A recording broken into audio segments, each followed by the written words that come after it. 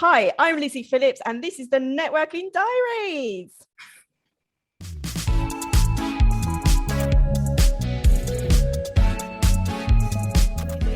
So today's Networking Diaries, I've been doing networking since 2007. So a long time of networking. I've got lots of networking tips and sharing of secrets and stories. This month's wonderful guest is joining us all the way from Israel, Helena Baker. She runs a great networking group called the English Speaking Networking. She's been doing that since September 2019, although I've known Helena a lot longer than that. She runs 3 groups, 80 members, and 1 international online networking group. Helena, maybe you like to explain a little bit more about, it's nice to meet another fellow networker, events networker, first of all, and hopefully you can tell us a little bit more about your networking. Absolutely. So I was lucky enough to do your networking in England, and I guess I was what we would call a serial networker back in England. I kind of did them all, tried them all. It's really how I grew my business, and which was copywriting back in the day. I don't go near that anymore, but I was a copywriter. When I moved to Israel, my plan was to really continue networking and to grow my business that way. What I found to be the problem was that there was a lot of networking in high tech, which is not my field, or it was in Hebrew, and my Hebrew was not very good when I arrived in Israel. It's now a little bit better, but it's still not quite there. So I decided to create my own networking group. So I created English speaking networking. There's lots of expats here. There's a huge community, many of whom are business owners. So I saw a gap in the market to create English speaking networking, which is a networking group for English speaking business owners looking to gain more clients.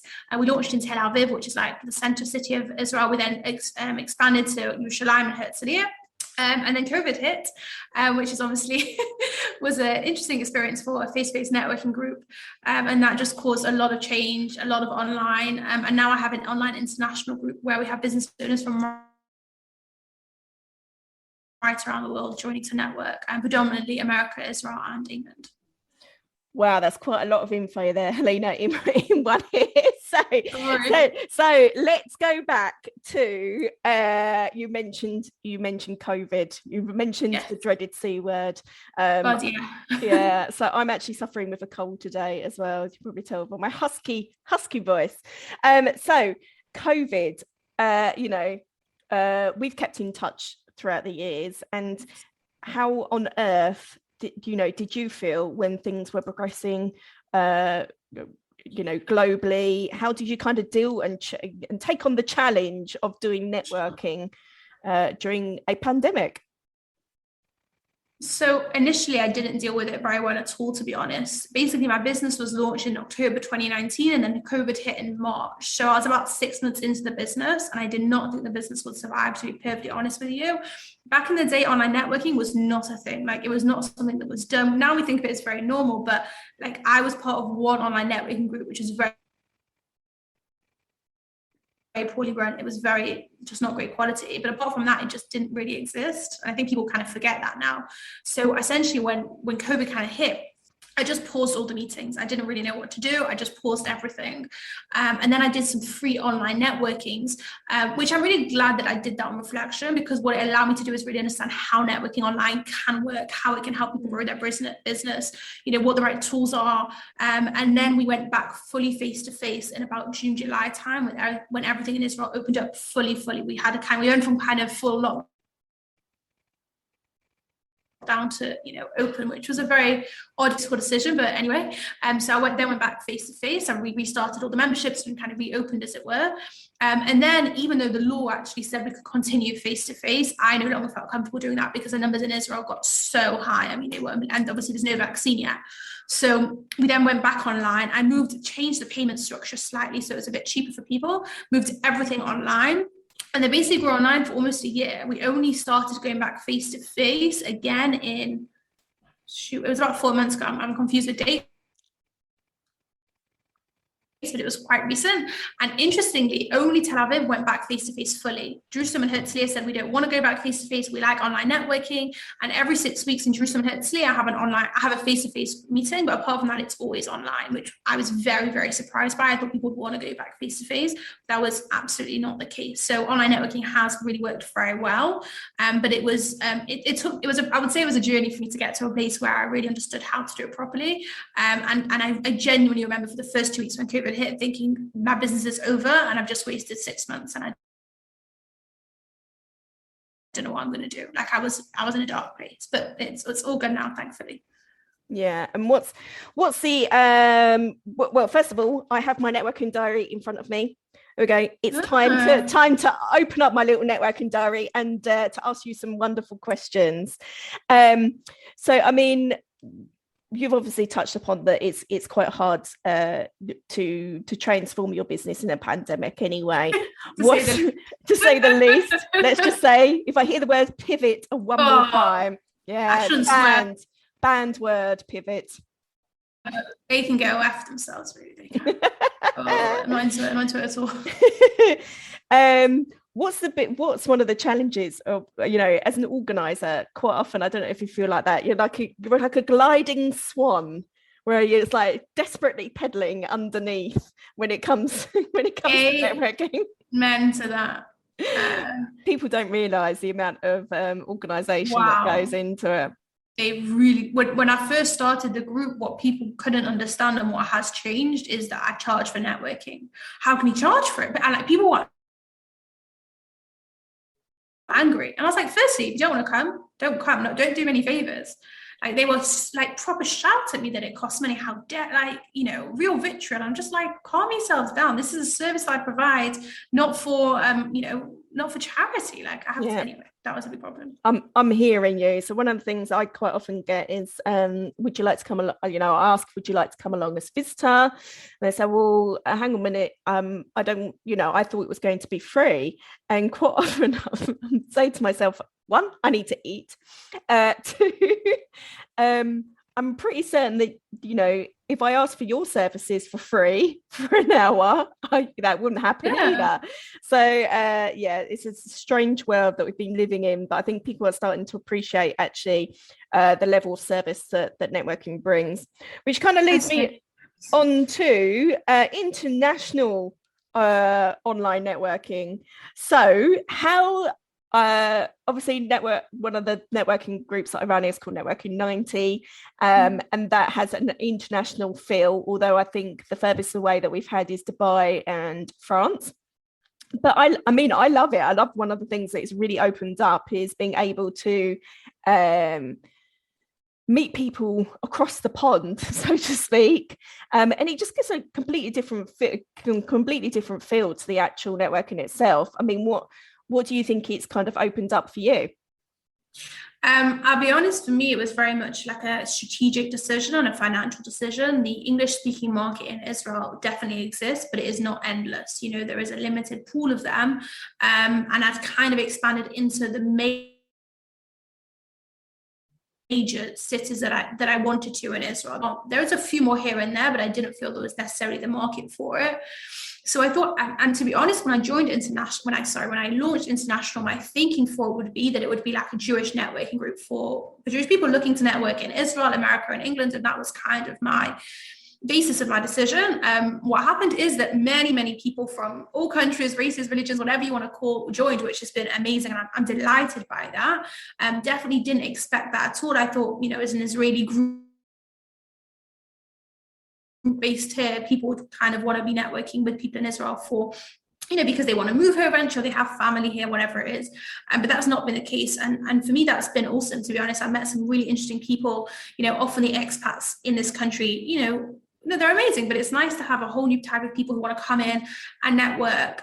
And the international group, what I really like about it, and I'm sure you have the same feelings about Networking 90, is in terms of the potential, it's huge. If I can really get my name out as an international networker working online, there's a lot of potential there. In the way that Israel's a little bit limited, this is like the sky's really the limit. So it's a lot. Actually, for me, it's very, very exciting. It's still in its infancy, but I'm excited to see where it, please God, can go. Mm. What's the biggest challenge that you face as running your own networking organization?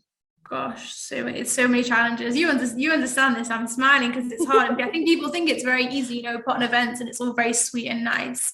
Listen, the main challenge is that I have 80 members, and they're not always, and you try to please 80 people, and I'd say 80% are just get on with their day and don't, I don't really hear from them. But there's a 20% where either I hear very good things or, they have very serious problems. I have people, complaining to me about other members sometimes. I have people who are upset about a certain speaker and what they said. And it's really dealing with those expectations. And listen, dealing with people is a challenge, and I have 80 of them to deal with. And I want to grow, which is even more scary. My aim by 2022 is 100. So people, and the truth is that most of them I never hear from. It's the truth, but there's like this 20% that it can be challenging. It really can be. But you get better with it basically, and you have to very much remove yourself emotionally. I find, just be very logical about it all. I think Dealing with the general public is what I generally say. 100%. I'll tell you also what a big problem for me actually is, and you may have the same thing, is when we have face-to-face meetings and people get very, very lost, and then I get panicked phone calls and I'll tell you actually, this is actually very, well, not, this is very Israel, this one happened in England, but when on the second ever meeting that I ever did 2 years ago, we had in Tel Aviv rockets, we had alarms, and the whole city shut down. So this happened, the meeting was at 9 o'clock in the morning, and as I'm getting a taxi to the location, I'm getting calls from people, is the event still happening? And to be honest, I had no idea what was going on. So my boyfriend calls me, says, Helena, just so you know, there's been rockets near the center, which never happens, and be aware that people may not show up. Eventually they shut down the city and I cancelled the whole meeting. But this is happening like half an hour before the meeting. Like, it's very, my second ever one. I have no brand yet. Someone calls me from the car park and says, I'm here. I said, listen, I'm really sorry, I've been emailing you and trying to call you. We have cancelled due to the situation. This person hadn't listened to the radio and they were furious. How dare you cancel it? So they closed down the whole city and they sent everyone home, don't leave the house. And she was furious with me. And I was like, listen to the news. She's like, no. I was like, go home and please listen to the news. And you understand. And then she did apologize later. And then actually recently, when we just gone back face to face, there was more rockets in Tel Aviv and they were very, very, very serious. And it happened on the Tuesday, and the meeting was the Wednesday. So on the Tuesday night, I had to decide, am I still going to have a meeting? Am I going to move it completely online? Are people going to want to come? Are people going to feel safe to come? So in the end, I had one, and I think 5 people turned up, which was, and it was fair and understandable. I got that people were very traumatized because they were really falling in Tel Aviv, which never happens. So that's some of the interesting parts about running networking groups in the Middle East, I guess, that you face these things as well. So it's interesting that you mentioned that, Helena. One of the sad stories that I have, which is also kind of surrounds just sort of events going on, really, is our London Bridge WYBN group was due to meet basically 2 days after the London Bridge attacks. So kind of always having to make decisions on what you think will be the most responsible thing to do for others in the group, as well, obviously making sure that you're commercially covered too. So it's a challenge. Anna, who did the podcast last time, was mentioning about trading and networking in Asia. One of the things I wanted to ask you, therefore, is have you got any tips or, what have you seen from obviously being predominantly from the UK and then moving to Israel, how they kind of may trade slightly differently or network differently?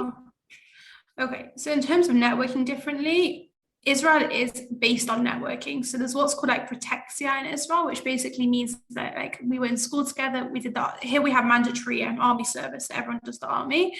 I didn't because I arrived too late, obviously, which works for me because I could not imagine myself in the army with my fiance for 4 years. And so everyone knows everyone. It's a very small country. So it's very much kind of about obviously everywhere it works like that, but very much so in Israel. Oh, I know this person who knows this person.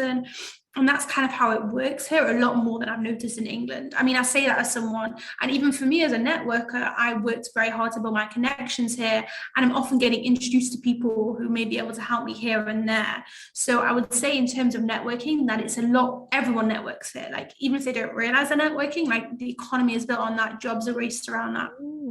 So I would definitely notice that. And LinkedIn is huge here. I'm out of the game now with LinkedIn in England, but LinkedIn is significant here as well. In terms of trading, I have to be honest. I think there's two sides to that. There's one that's trading with English speakers in Israel, which is in of itself a huge market, and then the Israelis themselves. I don't think there's that much difference in terms of like customs or anything like that. Like most people you're trading with, they're not different from anyone else you're trading with, I guess the thing I would say with Israelis is that they never think that they think their English is perfect, and it's very hard for them to hear that their English isn't. So even if I speak pretty good Hebrew these days, but what I found a lot is that even if my Hebrew is much better than the Israelis' English, they'll still speak to me in English because Israelis can't admit they don't speak English. Apart from that, it's not like you're going to like Asia or Abu Dhabi or Dubai. It's very much based on an American culture here. All the high-tech companies either have offices in America or are American umbrellas in Israel. Everything's very much based around America. So they're trying to emulate that in every way they can. They want to be seen as Americanized as possible. So they're really going to, and every company really has an English, an English speaker, native English speaker, associate or salesperson. So if you're dealing with someone, there's a high chance that they are, a native English speaker. So it's not that different, to be honest. It's brilliant. I loving those answers. So what's the biggest mistake that you find when people who come along to a networking group? Always the same mistake. They're there to sell, and they're on a sales spiel. They're only telling people about what they do.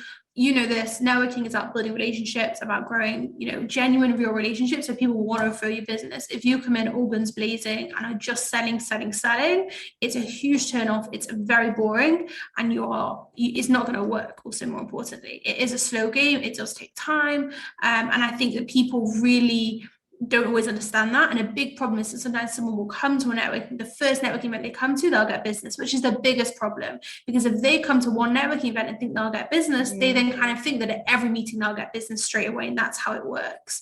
And they just got very lucky, but they don't see it that way. They just see it as, well, that's networking, I should just get business, straight away.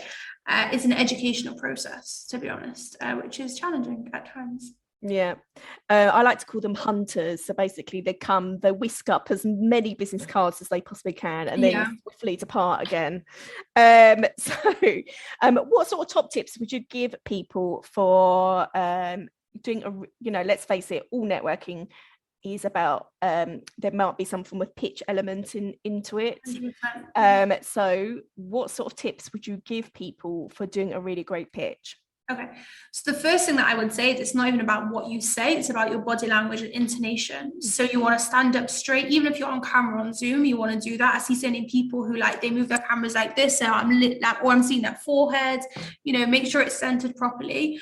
You want to be smiling whilst you speak. Always, not the whole time, but you want to keep reminding yourself, smile, because people buy from people they like, and if you look miserable, people will not want to buy from you.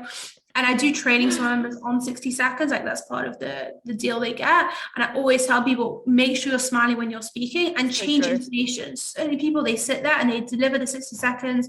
Hi, my name's Bob. I'm a plumber. I'm a really good plumber. Just change. Hi, I'm Bob. I'm a plumber. I'm a really good. Believe in yourself and work and invest in 60 seconds. Those are the most important things. Even if you're saying it's utter drivel, that's the most important, essentially. And definitely, I think smiling, and especially smiling for men, to be honest. I think men often think, staff for men, you should be smiling in your 60 seconds, because it's harder to relate. I'm a friendly person, I'm warm anyway. I naturally do smile quite a lot when I speak. Even if I don't, I look animated. I look engaged. It's different. So, definitely those are the main things. And practice, do practice a little bit. Because I would also say online, 60 seconds is much harder because people are looking at their phones and people don't realize that. It's much easier face to face. You've got kind of a captive audience. So online, you do need to practice. In terms of the format of it themselves, I always say kind of the same format. Introduce yourself, say who you are and what you do. Hi, I'm Bob. I'm from Litchester. Give a case study. We used to have a client, they had a block drain. I came, I fixed it in 2 hours. I gave them an affordable price and it lasted for 4 years. A case study that's understandable without jargon, quick, simple, easy, and then a call to action. And be really specific. Please don't say you're looking to speak with everyone. Everyone's your client. That's great. Everyone's your client, but like people need help. You need to make it really easy to refer them. So say I'm looking to refer to marketing man. Sorry, he's a plumber. So he's looking to work with estate agents based in the Litchester area, from whatever it is to whatever it is. Yeah, Make it easy for people. If you make someone refer you business, they are not referring you business, and that everyone, which is such lazy 60 seconds. You know what I mean? Like everyone, great. Like what am I doing with that information? Like be really specific. It's really funny. It's great to hear it from somebody else. I do find that, you'll say to somebody, so who's your target market? They go, well, everybody really. I said, but our brains don't work like that. I always say, like, our brain is like an old-fashioned Rolodex, folks. So if you mention you're looking for a particular industry, for example, or even a particular company, that's how our brains can actually kind of sort through it and sort through the noise to be able to find you some contacts. So it is time, folks, for this month's topic, which something I'm very passionate about. I know you are too, Helena, having face-to-face meetings. It's called, the blog this month is called It's Not All About the Food, folks. So for those that don't know what I'm talking about, is quite often when you go networking, people that think that you're going for a tasty lunch, a 3-course meal, a breakfast meeting, whatever it may be. It's not about the food. It is very much about the networking relationships. The food is just to make sure that you don't go hungry whilst you're networking, realistically. But the number of people that mention about the food, Helena, I want to know, because obviously your networking groups are quite early in the day. What do you guys have for breakfast over there? Strange question. It's really interesting. So Tel Aviv is like my main. Tel Aviv is the group that's been face to face the longest and the most like serious. Other ones have been off and on, but Tel Aviv, like apart from COVID, has been. So we started Tel Aviv the launch with pastries. Yeah, no one ate them. Not one person ate those pastries. No one. I was fuming. Okay. And then I tried loads of different things. And then I brought crisps and I brought like pretzels I didn't like. And basically, honest to God, it was quite helpful. I had one member specifically who every week would say, didn't like this, did like this. We didn't like this. It was too noisy for us to eat. We did like the fruit. And honest to God, it was a journey. Like it was a real journey for us to evolve, to know what, because the problem, I didn't do it at coffee shops. So in Israel, my spacing was a big problem. Finding a space, I don't know how for you it is in England, but for us, the space is the biggest problem for me, and the costs are astronomical. Like I can't spend a fortune on food because as it is, the profit margins are slim, which people do not necessarily appreciate.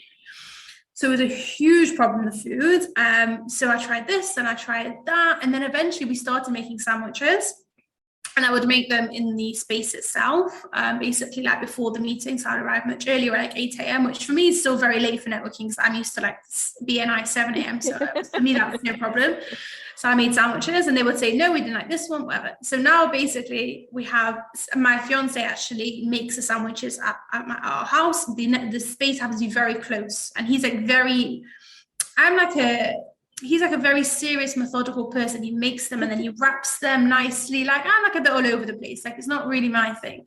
So he does that, and then I walk them over, and we have smoked salmon and cream cheese sandwich. We have a tuna, and we have a veggie option. But that's taken like 2 years to get right, so that people are happy with it. And because I couldn't also pay for, and even the catered food, the pastries, I get complaints about pastries that they're too fattening. That's a big, I'm telling you, they're not healthy. And when I do pastries, no one eats them. Like I was bringing all these yummy chocolate snacky things and no one touched them. Yeah. So do you have people say that they've got an allergy to gluten and then order no, I don't. No, it's or something? Definitely not. Because I don't know why. It's interesting. No, and for us, I think I'll tell you what the thing with your challenge, I think, is that you are in a restaurant. So people assume that they're paying for the meal. They're not really paying for the meal. They're paying for your service. They're paying for the space. And the food happens to be there, whereas for me, it's in a workspace, and I'm very clear that they get light refreshments. So the fact, firstly, they get any food, they should be happy. But because it's not in a restaurant, I think the mentality is a little bit different around it, I think. And no one thinks they definitely don't think they're paying for the food, because I mean, obviously I pay for it, it's not cheap, but like we make it here. That's real love there, right there, by the way, Helena, that you've got. Well, I don't know about you, the lunch. with your husband, but my fiance is very much, I joke he's like the CFO of the business, is like the financial officer. Obviously he's Israeli as well, so he deals with the finances, he speaks to Israeli suppliers, because it's not just a language, they're just difficult to deal with anyway. So he deals with everything. He is really a partner in the business, and I've actually just started working with his company on their LinkedIn. So we are, when it comes to business, we are increasingly intertwined. Oh, that's great. No, my husband just tells everybody I eat lunch for a living, which probably doesn't help with the food. I'm sure it's very proud. Yes, indeed. Yeah. So we're gonna it's on the same topic really, about food and drink in general. Reason why I asked about the breakfast is because in Blighty it's quite common to have a huge sort of big breakfast, which I can't always kind of get my head around that. It's not a thing at all. No, really not a thing here. So gonna be moving on to networking stories, folks. So I'd like you to share a good networking story with me. One of the things, keeping on the topic of food, I thought I'd share mine first. So people coming to a networking event even in the evening or lunchtime think it could be quite a boozy event, and sure, there are networking events like that out there. 100%. You know, we've all tried and dabbled. They're awful. Yeah.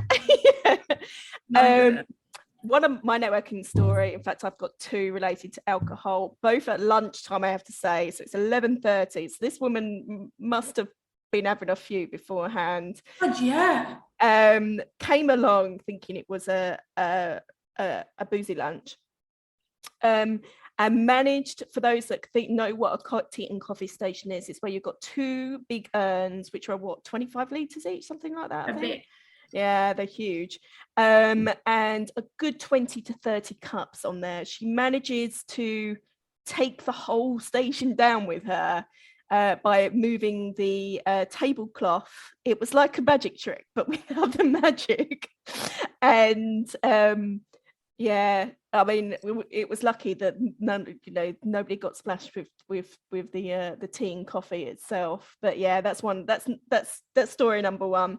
Story number two, again, a lady thought it must have been some form of boozy lunch, but disguised boozy lunch. She decided to come with a can of coconut milk, and which I thought was really odd anyway.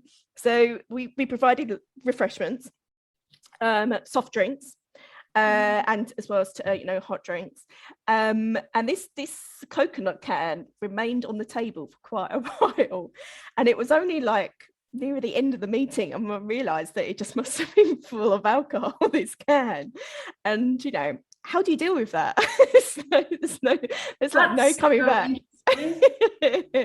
Anyway, so Helena, you've probably seen, like me, you've seen quite a lot of stories. Yeah. Time for your networking story. So I have two. I actually thought of one as you were speaking, which I think you'll enjoy as well. Mine aren't drinking ones, I have to say, though. I kind of wish that I'd been there for the coconut can. So my first one was I went to a networking group that obviously was not yours. It was a different one. And there were some interesting characters there, shall we say.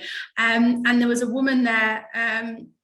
I don't know how to say this politely, really. Well, she would just kind of tell us very much about her predilections, shall we say, which included a variety of things, some of which were perhaps more appropriate for 50 Shades of Grey, and she was very open about those.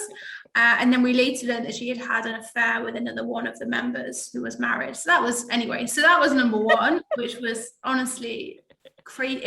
I watched it unravel, like I watched it unfold in live, and it was absolutely mental. And the second one, which I just thought about now, actually, I'll tell you which group later, Lizzie, was someone basically had a woman who was like a bit older, had been seeing someone, and she told us every month, like, I'm seeing this person, whatever. And then she stood up to give her 60 seconds, and instead of giving it, she gave us, it's basically explained that the guy that she'd been seeing, he'd lied about everything. Like, he'd said to her that he was like from the army, and he'd lied. I think he was maybe either married and she didn't know about it. Like, he'd lied about everything from the start, and she just found out when she told us in detail everything, like everything. And it was absolutely amazing. I mean, it was just, I was on the edge of my seat. I can't remember the details now because it was a long time ago, but it was honestly, it was just, I mean, I felt bad for her because she was fuming, understandably, but it was a brilliant story, Mike, and she told it well. So yeah, that was another one I just remembered as you spoke. I'm sure there's more like that, but those were the two main ones that came to mind. Well, look, you've opened it up now for another podcast with more stories there. Less so it is. Although I would say one more thing about a BNI chapter that I was a member before I left, that two people met there and got married, which was very cute. Oh, there we go. Really nice. Networking with a happy ending. That's my dream. Someone meets a man in networking and gets married. That's my dream. Oh, there we are. So you've been an absolute joy to have on today's Networking Diaries. Do keep on checking out our website or connect with me on LinkedIn. I am just called Lizzie Phillips. Apparently I am one of just the only Lizzie Phillips on LinkedIn, if you believe it or not. There we are. And of course, do connect with our wonderful speaker today, Helena Baker. Helena, you've been an absolute pleasure. Thank you very much for coming on to Networking Diaries. So much. Bye.